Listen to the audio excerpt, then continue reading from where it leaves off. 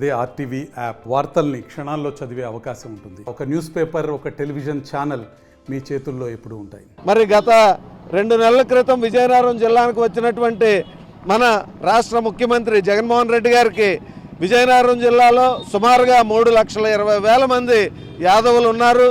వారికి రాజకీయంగా వారికి ప్రాధాన్యత ఇవ్వాలని తెలియపరచడం జరిగింది. వారు కూడా మరి తప్పకుండా యాదవులకు సముచిత స్థానాలు ఇస్తామని చెప్పడం జరిగింది.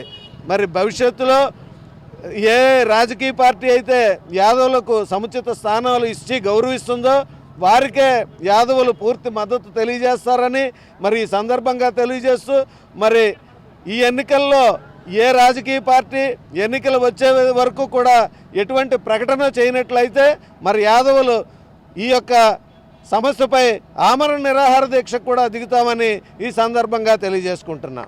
దేశాభివృద్ధిలో ప్రగతి పథంపై పరుగులు పెట్టిస్తూ విశ్వంలో దేశాన్ని అగ్రగామిగా నిలిపేందుకు అనుక్షణం పరితపిస్తూ 5 శతాబ్దాల మన అయోధ్య రామ మందిరం కల సాకారం చేసిన శ్రీ ప్రధాని నరేంద్ర మోదీ గారి సందేశంతో బీజేపీ విజయ సంకల్ప సభ మీ ముందుకు వస్తుంది. ఫిబ్రవరి 20 మంగళవారం ఉదయం 11 గంటలకి భైంసా, తాండూర్, భువనగిరి, మక్తల్ నుండి యాత్రలు ప్రారంభం. రండి, తరలి రండి లక్షలాదిగా. వికసిత్ భారత్ సంకల్ప సాకారంతో తెలంగాణ భాగస్వామ్యాన్ని పెంచండి. మళ్లీ మోదీ గెలవాలి, మన ప్రధాని కావాలి.